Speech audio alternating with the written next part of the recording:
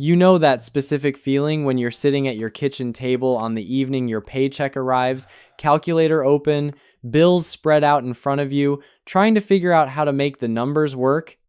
Not just barely work, but actually work in a way that doesn't require skipping meals or living in constant anxiety about what breaks next.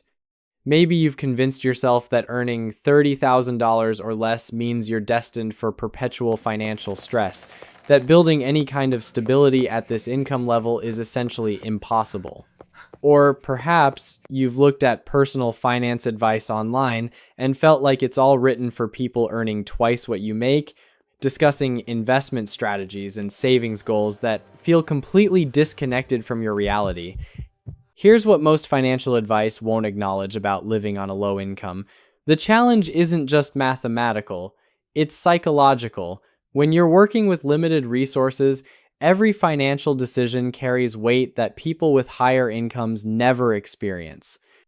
Understanding how to not just survive, but actually build stability at 30,000 or less requires completely rethinking how you approach money, value, and what constitutes a good life. My name is Anderson, and I help people understand that financial stability isn't primarily about income level, it's about developing systems and making strategic decisions that work within whatever constraints you're navigating. If you're earning a modest income and want to understand how to build actual stability rather than just barely getting by, stay with me through this. Subscribe if this kind of practical financial thinking resonates with you. Now, when people discuss living on limited income, what usually comes to mind? Do you picture extreme deprivation? Living on rice and beans, never doing anything enjoyable, essentially existing rather than actually living? Or do you assume it's simply impossible to build any financial security at this income level, that you're destined to live paycheck to paycheck indefinitely? The reality contradicts both of those narratives, and understanding what's actually possible at 30,000 annually or less changes everything about how you approach your financial life. Because here's the contrarian truth that might initially surprise you. According to recent financial data, nearly 40% of Americans couldn't cover a $400 emergency expense without borrowing money or selling possessions. Meanwhile, there are people earning substantially less who have built emergency funds and are actually saving consistently. The difference isn't luck or hidden advantages. The difference is understanding that living well on limited income is a learnable skill involving strategic thinking about expenses rather than just hoping things somehow work out. Let me tell you about someone I'll call James, because his experience illustrates this perfectly. James worked as a part-time museum guide, earning approximately $27,000 annually. His coworkers constantly complained about being financially stressed, eating cheap fast food daily because they claimed cooking was too expensive or time-consuming, and never having money for anything beyond necessities. Meanwhile, James consistently brought homemade meals that looked genuinely appetizing, took occasional weekend trips to nearby areas, and somehow managed to save money every month. When colleagues asked how he managed this, he'd explain that he had developed what he called intentional systems. Those systems are exactly what we're going to examine today. The first thing you need to understand about living successfully on extremely limited income is that it requires fundamentally rethinking how you approach money and value. Most people handle their finances reactively. They earn money, spend it on whatever seems important or appealing in the moment, and hope there's something remaining at month's end. This approach guarantees financial stress regardless of income level. People earning six figures often live paycheck to paycheck using this exact method. The foundation for thriving on low income is becoming strategic with every dollar. This doesn't mean living like an ascetic or eliminating all enjoyment from your life. It means becoming extraordinarily intentional about where your money flows and ensuring every expense serves a specific purpose aligned with your priorities. When you're working with 30,000 or less, there's no margin for mindless spending or operating on financial autopilot. Let's discuss the foundation of living well on limited resources, which is maintaining your fixed expenses as low as realistically possible. Your fixed expenses are those monthly obligations that arrive whether you want them to or not. Housing costs, utilities, insurance, phone bills, any subscription services you maintain. These expenses function like financial quicksand because once you commit to them, they drain resources month after month without requiring active decisions. Here's where most people make their first critical error. They calculate affordability based on gross income instead of actual take-home pay. If you're earning $30,000 annually, you're probably taking home somewhere around $22,000 to $24,000 after taxes, depending on your location and situation. That means you're working with roughly $1,900 to $2,000 monthly, not the $2,500 you might initially assume. The fundamental rule for housing when working with tight budgets is maintaining it under 30% of take-home pay, though lower is substantially better. If you're taking home $2,000 monthly, you should spend no more than $600 on housing. I can anticipate some of you thinking that's completely unrealistic in your area. Let me share some approaches that can make this achievable. First, consider what's sometimes called house hacking, though the term sounds more complicated than the reality. Find a property with separate living spaces, perhaps a duplex or house with a basement apartment, live in one section and rent the other. Your tenant's rent can cover most or even all of your housing costs. I know someone who purchased a small duplex for $88,000, lived in one unit and rented the other for enough to cover the mortgage payment, property taxes, and insurance. His housing cost went from $750 in rent to essentially zero, plus he was building equity. If purchasing isn't viable, roommates become crucial. Splitting a decent two-bedroom apartment between two people often costs less than renting a studio alone. Plus, you gain the benefit of shared utilities and potentially coordinated grocery purchases if you work well with your roommate. Another approach more people should seriously consider is geographic arbitrage, which is just a formal way of saying relocate somewhere with lower costs if possible. If you're currently paying $1,200 for a one-bedroom apartment in a high-cost area, that same money could secure a nice two-bedroom house in numerous smaller cities and towns. Yes, you might earn slightly less, but if your housing costs drop by $600 monthly, you've effectively given yourself a substantial raise in purchasing power. Now, let's address what nobody wants to discuss when talking about low-income living. Transportation costs can absolutely devastate your budget if you're not strategic. The average American spends over $9,000 annually on transportation between vehicle payments, insurance, fuel, and maintenance. When you're living on $30,000 or less, spending nearly one-third of your income on transportation is financial self-destruction. Here's the reality about vehicles that the automotive industry doesn't advertise. That vehicle payment might make you feel like you're succeeding as an adult, but it's probably the single largest barrier between you and financial stability. Every month you send $300 or $400 to a lender is money that could be building your emergency fund, eliminating debt, or being saved for future opportunities. The solution isn't necessarily eliminating vehicle ownership, but being extraordinarily strategic about your approach. Purchase something reliable and inexpensive with cash, if at all possible. A 12-year-old Toyota Corolla or Honda Civic might not impress anyone, but it will provide dependable transportation for years while costing you almost nothing beyond fuel and basic maintenance. I would rather drive an unremarkable vehicle and maintain money in savings than drive something impressive while being financially stressed. If you absolutely must finance a vehicle, never finance more than you can repay within 2 years. Vehicle loans extending beyond 24 months are wealth destroyers disguised as affordable monthly payments. For those in areas with functional public transportation, seriously evaluate whether you need a vehicle at all.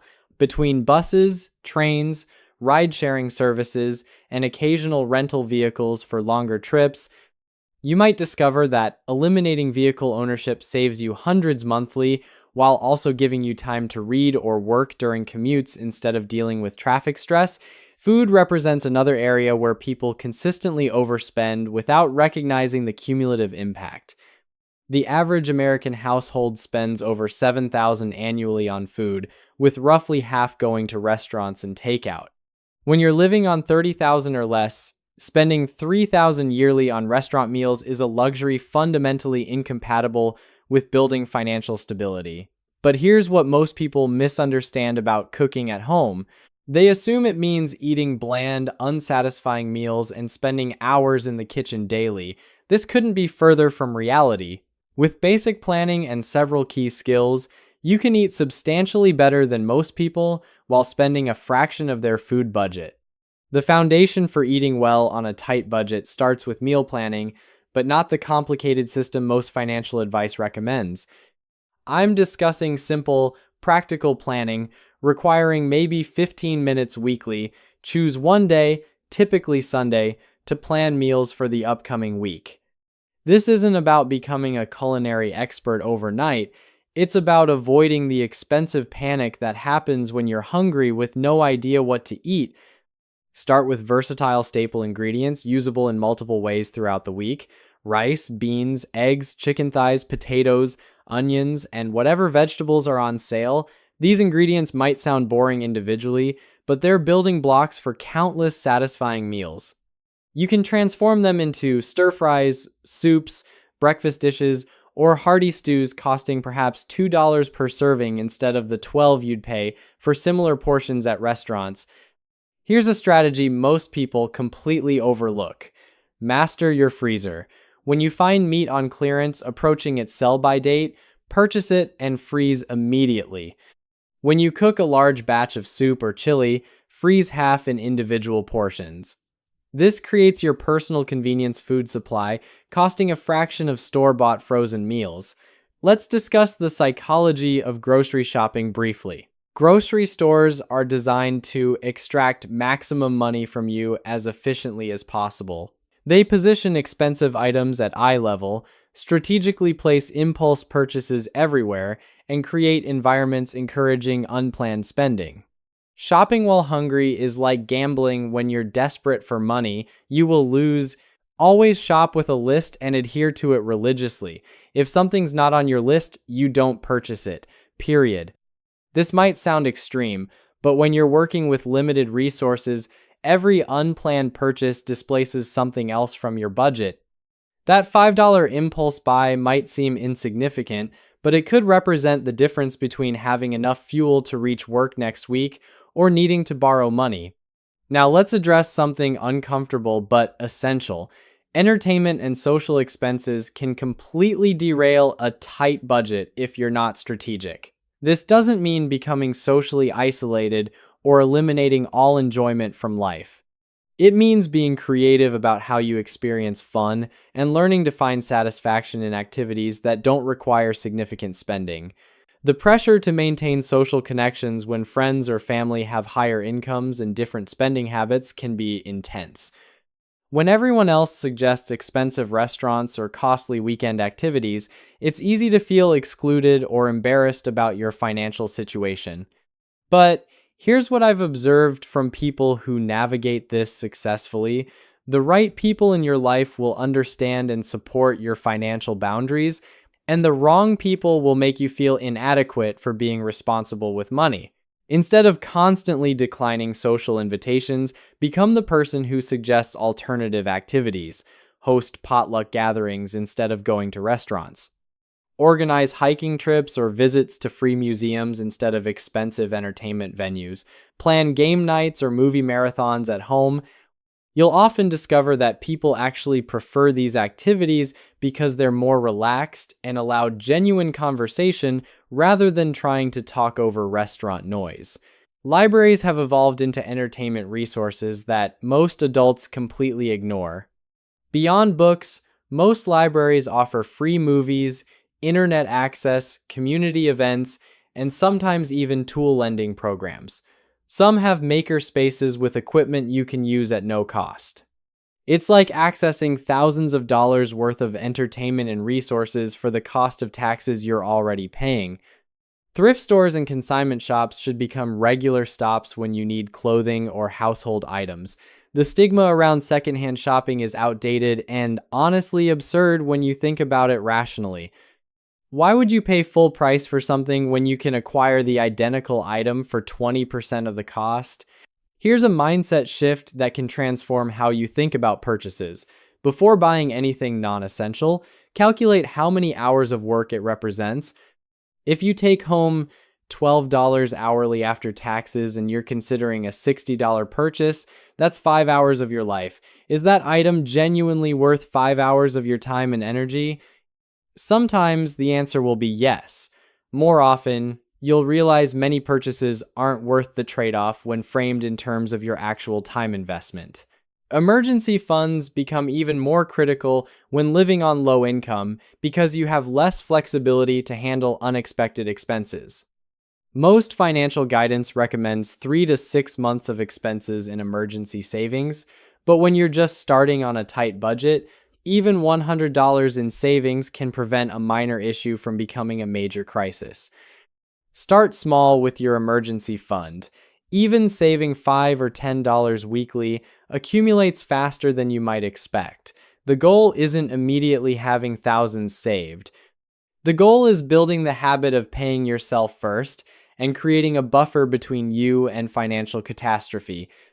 Once you have your first $100 saved, you'll be surprised how much more secure you feel knowing you can handle a small, unexpected expense without panic. One of the most powerful strategies for living well on limited income is learning to differentiate between what you want and what you actually need. Marketing messages constantly bombard us with reasons why we supposedly need the latest technology, fashion trends, or lifestyle upgrades. But when you're working with constrained resources, accepting these messages can trap you in perpetual financial stress. The reality is, most of what we think we need is actually just things we've been convinced we want. You don't need the latest smartphone if your current one functions adequately. You don't need a gym membership if you can exercise at home or outdoors. You don't need cable television when streaming services cost a fraction and offer more content than you could consume. This doesn't mean living joylessly where you never purchase anything beyond absolute necessities. It means being intentional about purchases and ensuring they align with your actual values and priorities rather than just responding to whatever marketing message you encountered recently. Creating systems and routines becomes essential when managing a tight budget because there's no margin for financial errors or oversights. Set up automatic transfers to savings even if it's just $25 monthly. Use simple apps or spreadsheets to track spending so you know precisely where money flows. Schedule regular check-ins with yourself to review finances and make adjustments as needed. The goal isn't creating complicated systems requiring hours of maintenance. The goal is developing simple habits that keep you on track without requiring constant mental energy or decision-making about money. When living on $30,000 or less, you need to become ruthless about subscription services and recurring charges. These multiply without attention.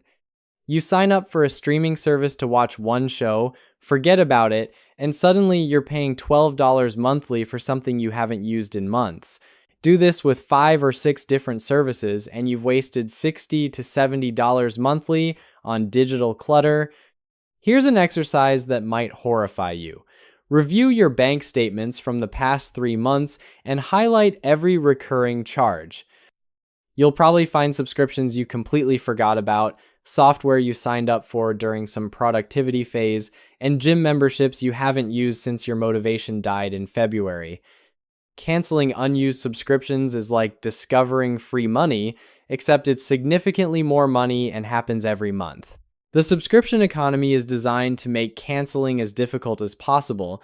They make signing up a one-click process, but require you to call during specific hours or navigate through multiple web pages to cancel.